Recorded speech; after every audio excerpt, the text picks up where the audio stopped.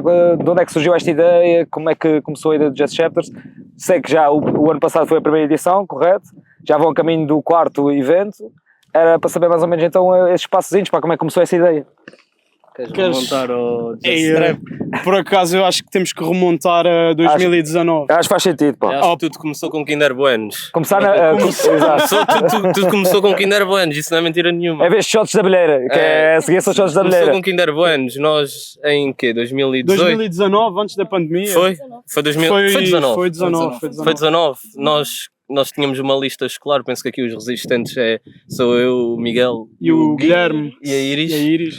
E E nós tínhamos uma lista escolar, fomos os primeiros cada ilha a trazer artistas de fora, tipo lá mesmo à